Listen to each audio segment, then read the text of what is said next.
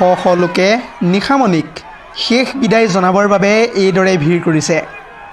বিহু মাৰিবলৈ বুলিয়েই এই ঘৰখনৰ পৰাই মনত অলেখ সপোন বুকুত বান্ধি লৈ ওলাই গৈছিল আৰু নিশা এক ভয়ংকৰ পথ দুৰ্ঘটনাই জোকাৰি গৈছিল সমগ্ৰ ৰাজ্য। আৰু তাৰ পিছতেই আজিৰ দিনটোত নিশামণিৰ ঘৰত দেখিবলৈ পোৱা গৈছে এক শোকাকুল পৰিৱেশ। চকুত চকু পানী লৈ হাজাৰ হাজাৰ জনতাই এইদৰে সমবেত হৈছে এতিয়া নিশামণিৰ বাসগৃহত। কান্দি কান্দি ভাগি পৰিছে এতিয়া পিতৃ মাতৃ তথা পৰিয়ালৰ লোকসকলো।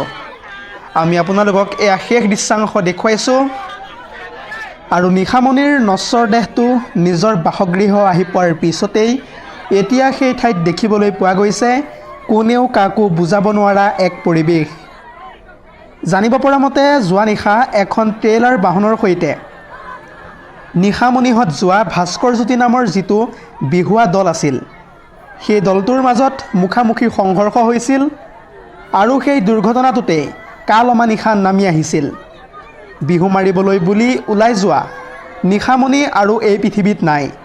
সকলোকে কন্দুৱাই অজান দেশলৈ গুচি গ'ল নিশামণি হালৈ। আৰু আজি নিশামণিৰ নশ্বৰ দেহটো মৰণোত্তৰ পৰীক্ষা সম্পন্ন হৈ যোৱাৰ পিছত নিজৰ ঘৰলৈ লৈ যোৱা হয় নিশামণিক। এটা মৰ্মান্তিক খবৰ জনাই আছোঁ, কিয়নো শ লোকে ইতিমধ্যে নিশামণিক শেষ বিদায় জনাবৰ বাবে ভিৰ কৰিছে এতিয়া নিশামণিৰ নিজা বাসগৃহত। যিহেতু যোৱাকালি বিহু মাৰিবলৈ বুলি ওলাই যোৱা ঘৰখনৰ পৰা নিশামণি আৰু এই পৃথিৱীত নাই। সকলোকে কন্দুৱাই এই পৃথিৱীৰ পৰা বিদায় মাগিলে নিশামণি হালৈয়ে। আৰু সদৌ-শেষত আমাৰ চেনেলৰ ফালৰ পৰা নেদেখাজনৰ ওচৰত এটাই প্ৰাৰ্থনা, নিশামণিৰ আত্মাই যাতে সদ্গতি লাভ কৰে।